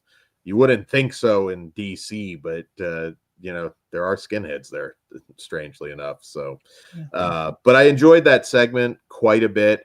There's some times I could have done without some of the CG blood, but it wasn't bad. See, the way they utilized it in the style, it worked. And when I get you're going to get CG blood in a movie where they're going to want to be able to tweak it, but like this, it didn't bother me, and I thought that American History X. See, this is a Pugs question. I'm not sure. I think isn't American History X out in LA, not Oakland? I don't remember being in the Bay. I've watched that movie multiple times, and I don't remember I'll be honest. I don't remember where it was set. I'm checking it out while you talk. Yeah. No, I mean, I'd be curious to hear from anybody who kind of was in that area at the time and can talk about it, because I do think it's a love letter to Oakland. It's 100%. Venice, yeah, there you go. You got it before me. Okay. Yeah, no, it 100% is. Like, I'll let you keep talking for it. I'll throw anything in if I need to. Go ahead. I liked the Floyd basketball segment, which kind of turns into a samurai movie. I thought that was fun.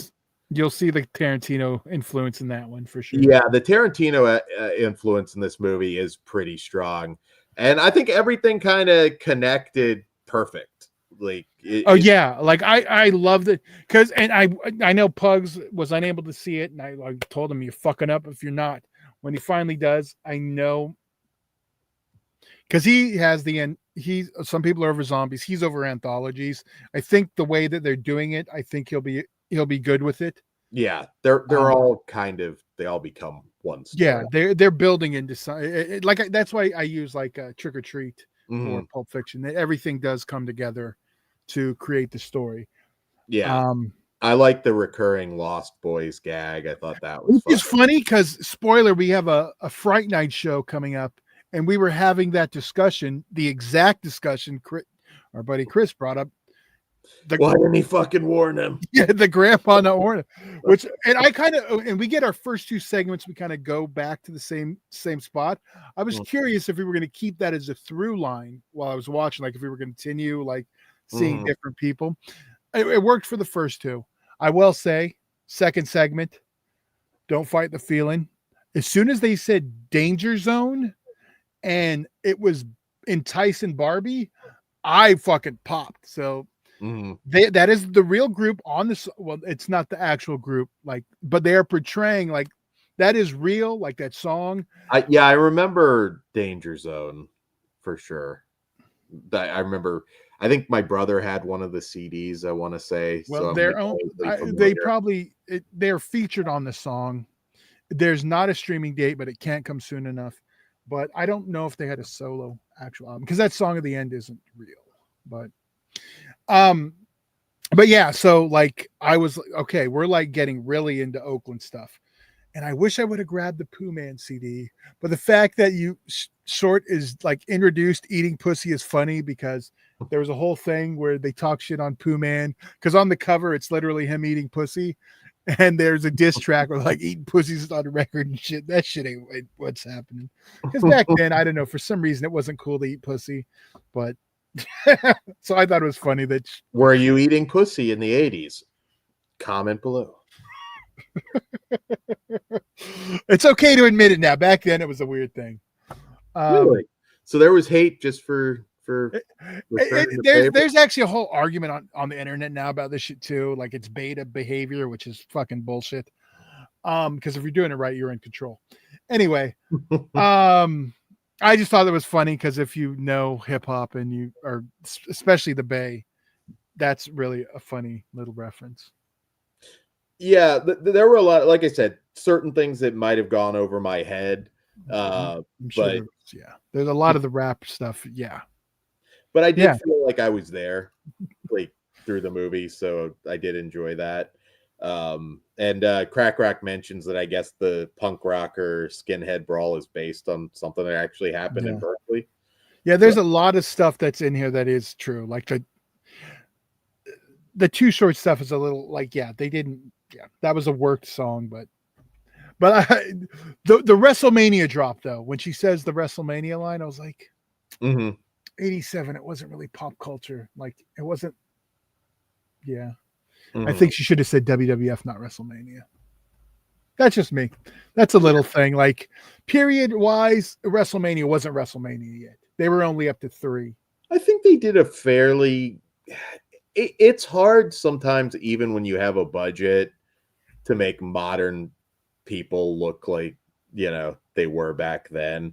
Yeah. For the most part, I didn't have a huge issue with that here. I thought the punk rockers looked pretty accurate. To what I've seen even in movies back then, and real life a little bit later on.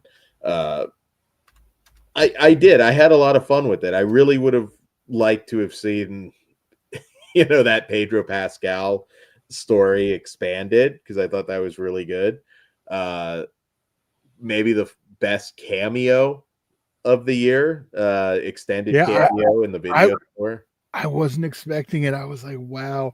Yeah. Like I was popping for the little references they were given earlier too. So I was like, I was like total Tarantino, just that whole discussion, that segment was Tarantino all the way. Oh yeah. The writers are definitely Tarantino fans. And like obviously Too Short fans. I mean, the song inspired the name of the movie, and like every segment is named after a Too Short song, except for the last one. I think this one was probably tough to market. Oh yeah. When I was looking at it, I'm like, well, what is this exactly? Is this an action movie? Is this a comedy? I wasn't too sure going in. It's a genre picture, because you really can't. Yeah. Not a horror movie. It's not. No, it's not. But it captures that 80s feel. Like it feels like it's not something like honestly, this is what low budget features like should be doing. I mean, this killed it. Yeah, I agree. I think this will build up pretty impressive culture. I think when people get to see it, once this hits streaming, and like it's gonna get a cult following. I do think that. I think it's so much fun. I mean, and I know part of it like is some of like a lot of the references like I was excited for. So I did go see it again to make sure it wasn't just me getting too excited. And I loved it both times. I'm considering going back one more time before it's out of theaters, because I can't wait for it to hit digital so I can watch it. That'd have to be tomorrow. Yeah, no. There's some on Friday too. I saw so. The Hollywood Savior's bumping a lot out early. Yeah, this is true. So Too Short song titles. Yeah. I can't remember what they were off the top of my head. Well, Freaky Tales. Yeah. Well, Chapter 2 is Don't Fight the Feeling. I can't. What was the first? You can make the mixtape in the movie. Oh no. Well, yeah, obviously. That's what I was like. Okay, what's on the mixtape? And yeah, the music selections, not just because I mean, there's obviously more than Too Short, but they pick a lot of like songs for the era, songs from Oakland. We do get one modern. Bits is in there. I remember. Yeah. I know they made. I don't even think even Pugs will bitch about Metallica in that one. I was still when they were good in his but and they did play one modern song, but I was like, I'm okay with it because it was E40 and it was Bay related, and he didn't have any music in 87. Okay. So Todd, 87, would young Todd have popped for this movie as much as older Todd? Yes, I have been a fan of Too Short since. It's funny because I don't like. I have 3 rappers posters like still in my Eazy-E one. I have my Tupac one, and the only one that's still alive, I have my Too Short one, which is at the end of my hallway. It's been there for 30 years. There you go. Life is too short. It's been up there forever on the back of my door. I want to frame it. Second favorite album cover, but that's the only one I could get. Ooh, you're gonna have to. That tape might. I know how to. Yeah, I can get it. Yeah. I razor blade. But yeah. So 87. I would have been 11 years old. And you probably would have loved this, maybe even more so. Well, if Too Short was involved, then I absolutely would have. So Too Short's not only in it, he has a cameo. As himself, though. No, as a cop. He's the narrator, and there's also a character. There are Too Short's in it, like as in the character of Too Short is also in it. So someone else playing him, which they even got the fucked up teeth, which I was like, okay, they went all out because. There was Too Short at a certain point. Too Short got his grill fixed, and they made a big thing about it. So, it's. And did you have anything to show for? Oh, you want me to show my Too Short stuff? So, okay. Well, I know you didn't grab everything, but no, we should rate it. Yeah, let's rate it first. I'm 4 stars. I liked it a lot. I am 5 stars. I loved it. I've already seen it twice. I want to see it again. I mean, like I said, I'm gonna try to get one more in. All right, so I didn't go deep into my Too Short archives, but I went deep enough. And like I'm gonna go with the oldest. So all right, this is how far I go back. This is full screen yourself. I'm going to. Yeah. This is where's the button? There you go. Here we go. This is 75 Girls Present. This is like an out the trunk tape that Too Short used to sell. This is like rare. Yeah. Like literally, this is an original Too Short. Don't Stop Rapping. His second album. But that's still in the trunk stuff. So now I grabbed my CDs that are right here. So we'll just go. And this is the first CD, not the first CD, but this is the one that is actually the first time his first 3 albums are released in CD. There's the second one. You see it's right in the middle. Oh, nice. So this was like in the CD age and they finally released it. So this is the first, there's probably about 10 different versions of the first 3 albums on disc sets, but this is the first release. It's been re-released multiple times, but this is the one that started it all. Too Short, Cadillac Eldorado, my second car because of this. God damn, I love the fucking Eldorado. I didn't get a drop top, but I did get a black one. I love the car. See how small Too Short is? Can't even see him. He did not want to be famous. He wanted to be an underground rapper and make music. That's why you can't even see him. The record label wasn't all right with that because by the time his second album came out, Life Is Too Short. This is probably, I think I had this one on tape originally, but I did pick up the CD. But I mean, this one has Life Is Too Short, which might have been the name of one of the segments. But yeah, this is a classic album. I wish I had a poster for this too. But this is how big of a Too Short fan I was, because see that big ass parental advisory? I also have the clean version. Oh, damn. Okay. So I could bump it in front of mama. And my mother's nickname for Too Short is the guy who makes the suck my dick music. So. Okay. The suck my dick music. Well, that's got to be the next album. And then we have Short Dogs in the House. This is his 3rd, 4th, 6th album.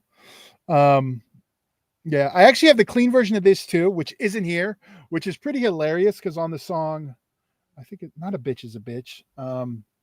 What's the name of the song? Let me get it right.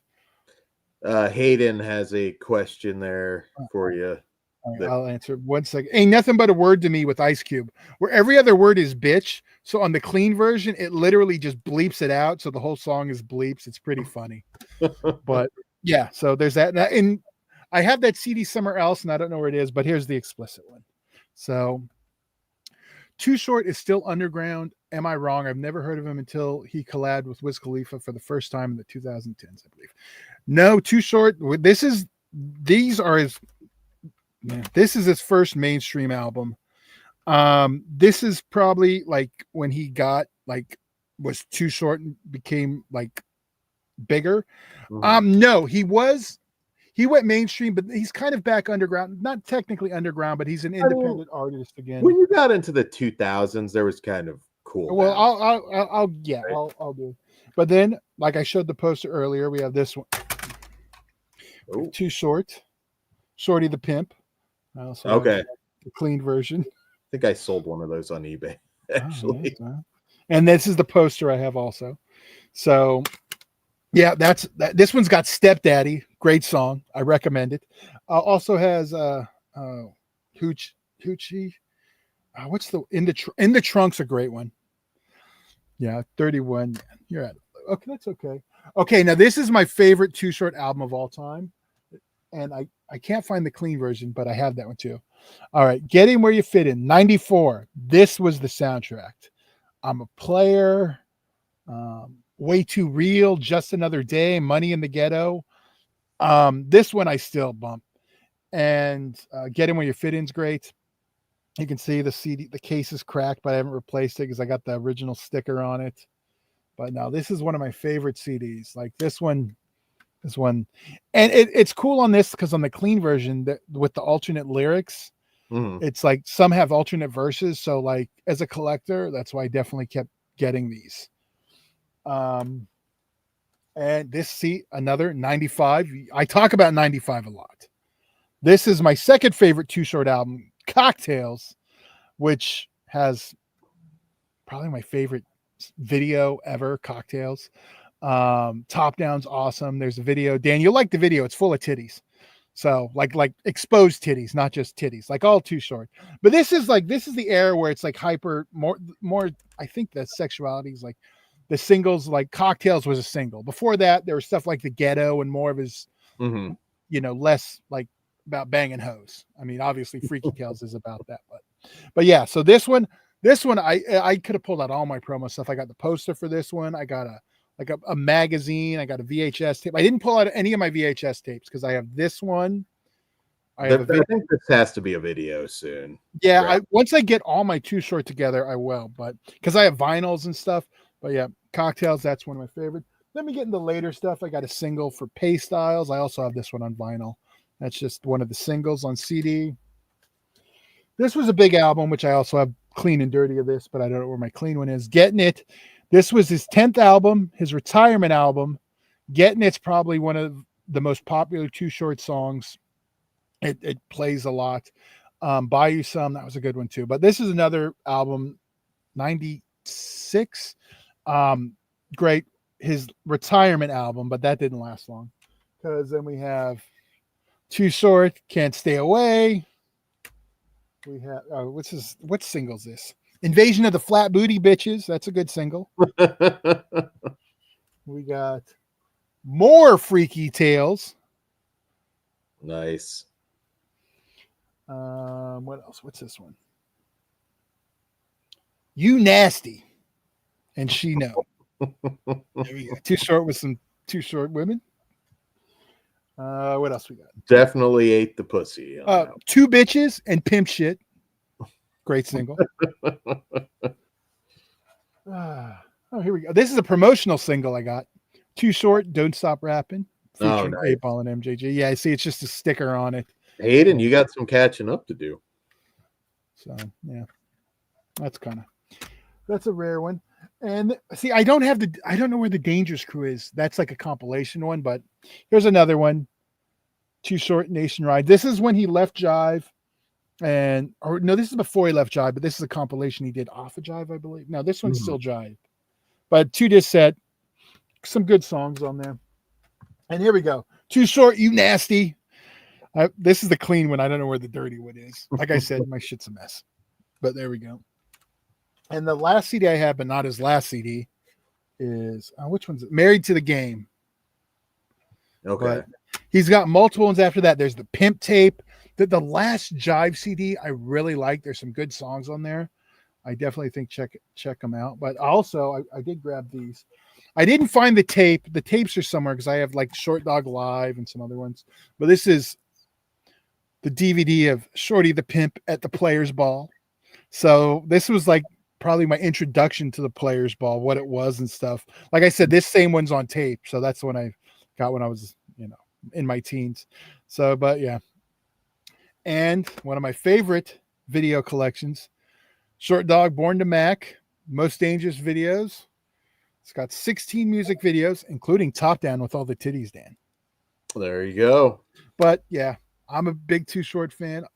Yeah, he probably helped raise me too. Teach me about them damn scandalous hoes, all that good shit. But you gotta pimp the what was it? The dick sucking music. Didn't I already say that? My mom used to call it dick sucking music. Well, that's got to be the name of his next, the Suck My Dick music. But he did announce he's got a new album coming out. It's a 3-disc set that's coming, but he's releasing one at a time. Volume 1, and I can't remember the exact name. It comes out the 18th next Friday. But it's supposed to be all like he's doing an album, and it's supposed to like have that throwback feel. He didn't say 80s. And I'm hoping it's the 90s sound, which is probably his best era. Most famous song that probably he does a ton of features. Everyone wants Too Short on their shit. Blow the Whistle. That's probably his biggest one that gets played at sports events and all that.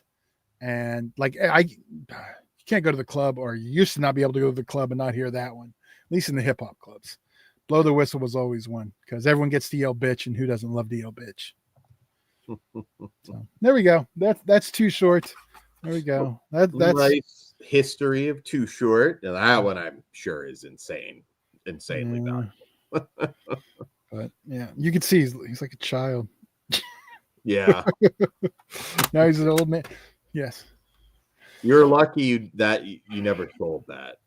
You kind of benefit, I think, from not really having moved, at least out of state. So you kind of haven't lost stuff like that in moves. So yeah. Well, I mean, the fucking Too Short poster hasn't moved in 30 years. So I mean, yeah. It's been there. Nice. So yeah. I guess we're all kind of 80s kids by proxy, I suppose, just video stores and still growing up on a lot of the same movies, even though I'm really a 90s kid, even though I was born in the 80s.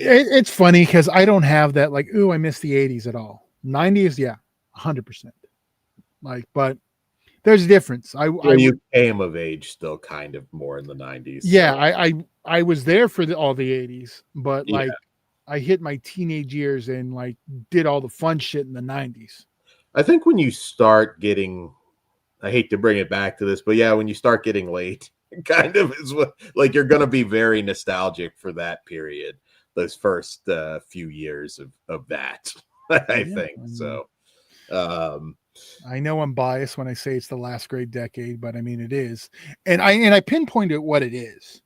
It's the last decade. It was the peak of humanity slasher. It was before corporations bought everything, bought all the movie studios, bought all the music labels, before everything went corporate. That's why music was more creative there, and now everything's the same. And even movies is affected by this. Like, I mean, everything's a corporation, so no one takes. Not horror movies, though. That's like the weird exception. 90s were not great overall for horror movies. It wasn't, but that there is still a lot of good stuff out of there. No, I agree. That's the one thing. A lot less, though, without it. That is the one thing that is different. But horror is kind of unaffected. Like, I think, like in this, like it's still able to do different things because it's looked down. It's the porn of the film industry, really. I mean, they look down on it like all the mainstream does. It's not. They don't care, so it's not the same. It's not like the budgets are so big they got to do it, and when they are, then it's still affected by the corporate shit. So I think that the quality of the 90s has nothing to do with that. It's just horror was in a slump. That's where it was at. Yeah.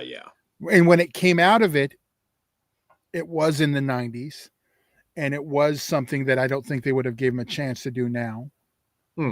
Well, the 90s were awesome in a lot of ways. I'm not in any way diminishing it. I'm just saying there was like an exception.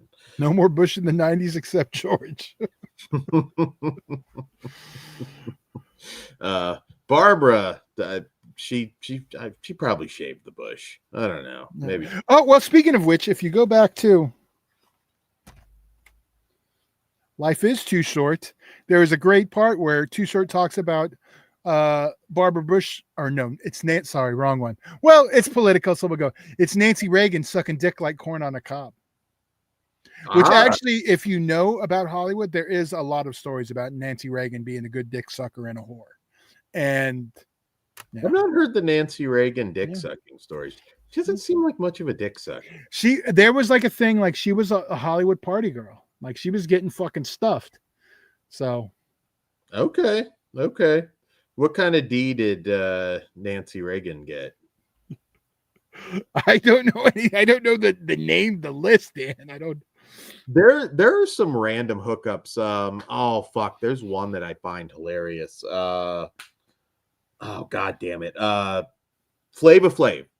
And I don't remember the wife's name, but Bill O'Reilly's wife, or ex-wife now, dated Flava Flav before him.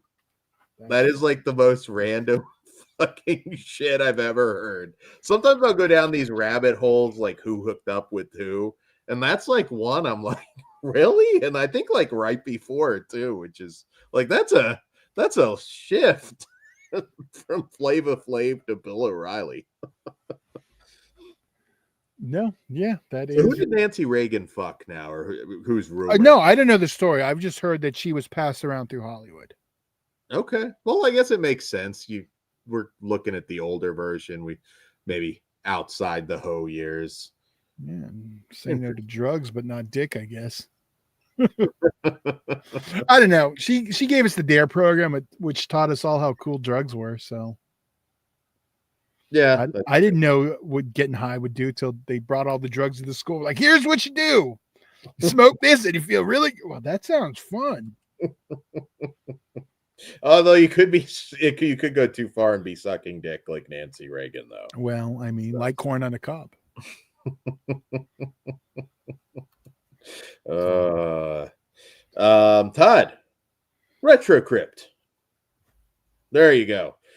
So retrocryptco.com, code FleshWound13 for 13% off your first order. And I'll make a graphic soon too. Yes, and once again, retro and then cryptco.com and code FleshWound13 for 13% off your first order. If you're unfamiliar, that is Slasher Home Videos store, and help support him.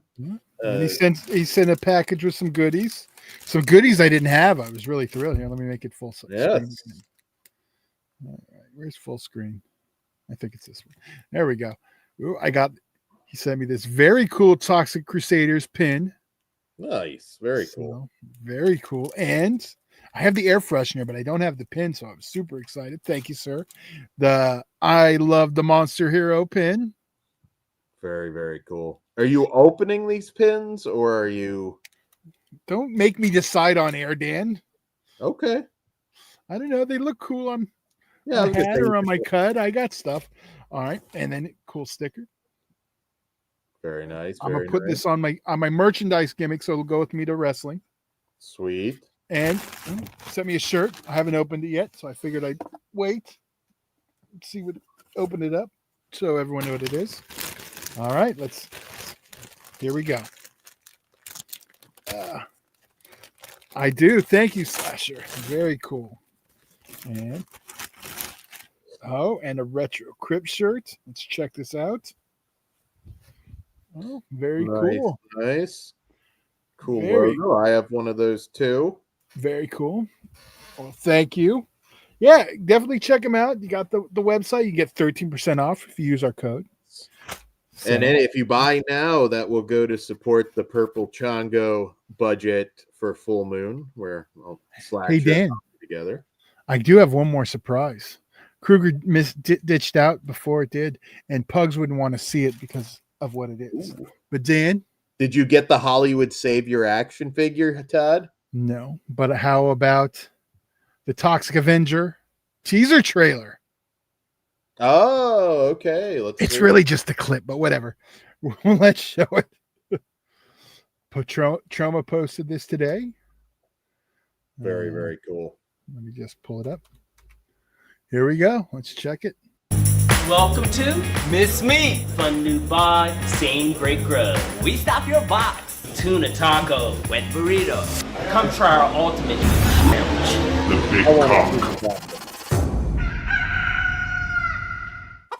Bring the family, bring the kids, bring the granny. I got you, little bro. Reports that a group of armed political extremists, good lord, y'all, they've taken hostages and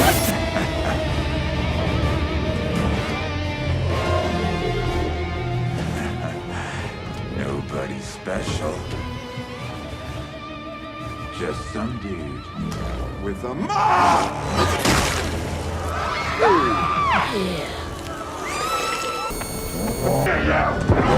Stupid fucking antler! You too, dummy! Give me your lunch!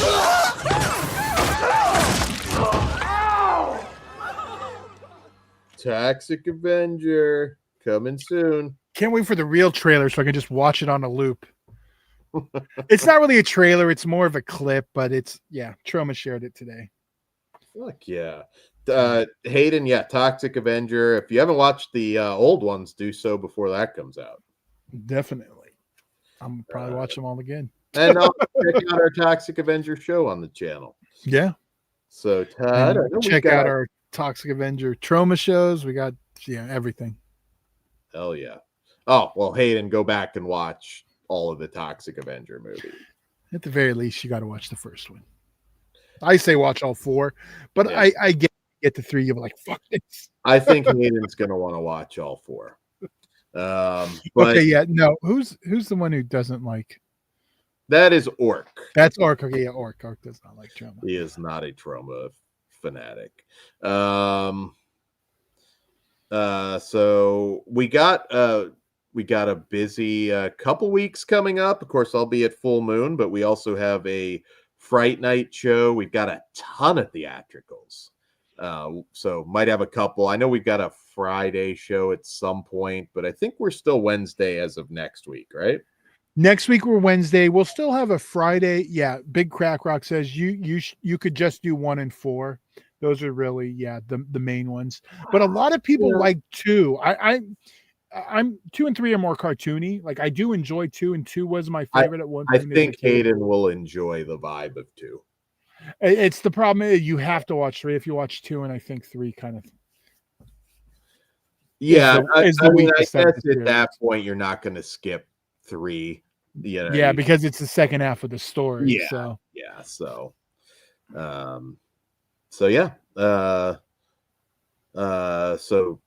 if you see me at Full Moon and you want your action figure signed, I will do that for you.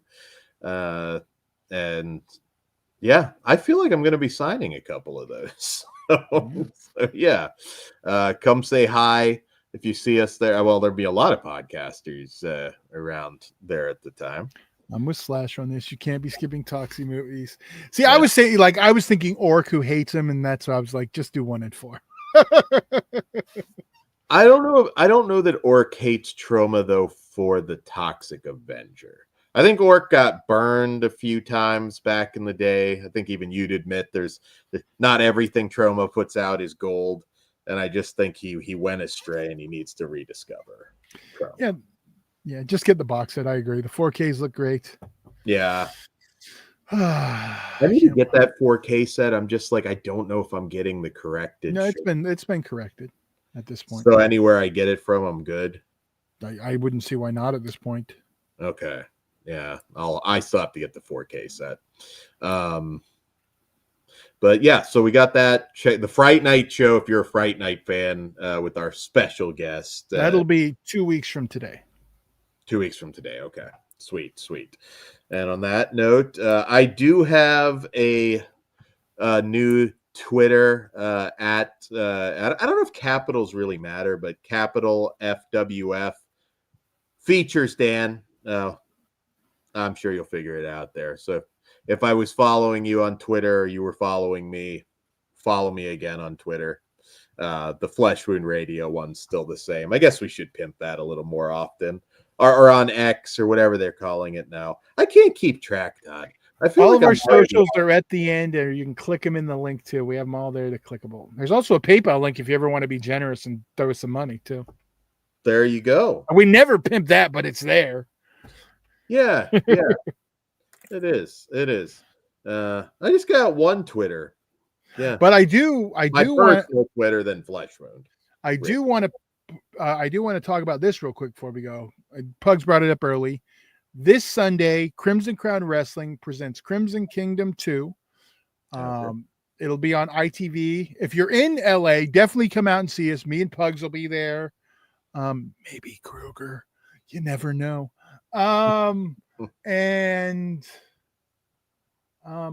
Flesh Wound's shooting it and producing it and all that good stuff. It'll be on IWTV next week if you're not in the area, but if you are, come through, say hello to me and Pugs. Yeah, and I think we'll all be together again, probably looking like October.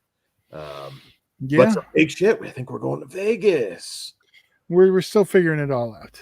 Yeah, so yes. Well, some cool stuff. We need to do the Flesh Wound World Tour, Tad. We need to get a bus and just go everywhere. You'll complain in only like 90% of the regions that we visit, but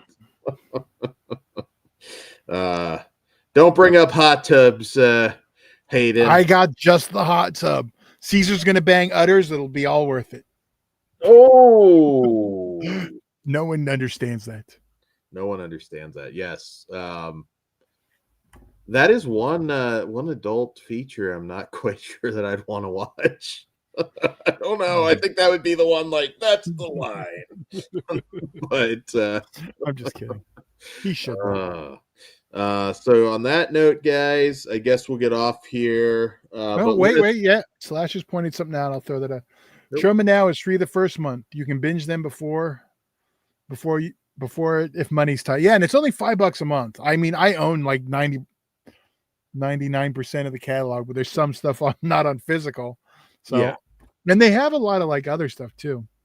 Yeah, do it for a month, Hayden. Watch the Toxic Avenger stuff. I'll throw out some stuff, but you can look at our shorts. We did. Oh yeah, you know what? 65 of them. They're on Tubi also. Toxic Avengers are also on. But might be edited on Tubi, so keep that in mind. I don't think Troma edits theirs. They're also on Peacock too. Okay, but you want the uncut version of 2, right? Yeah. See, I don't know that I have to look at the runtime. I can tell you right now. Yeah, I don't know that they've got the uncut version of 2 on Tubi. I'll tell you right now if it is. But take the free month, then you don't have to worry about it. Yeah, and they have them all in 4K too on there.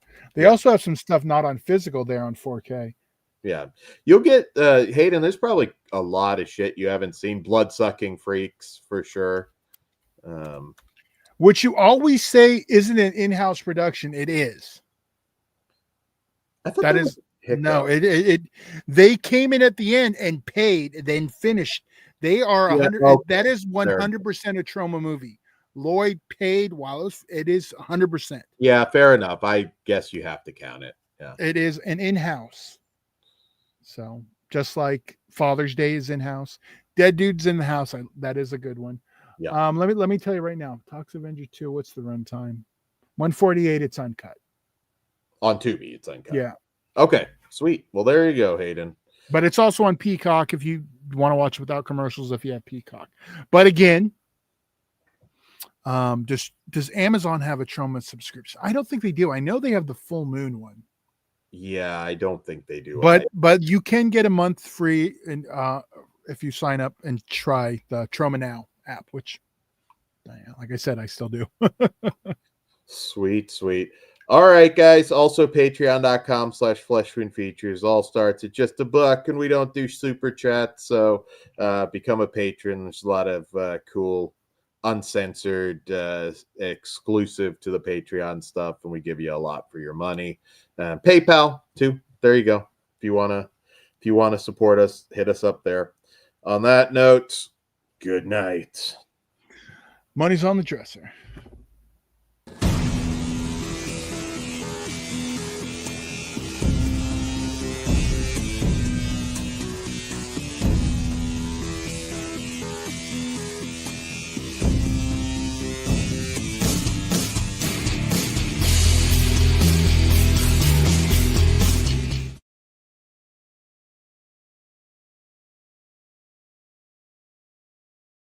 Hey, buddy.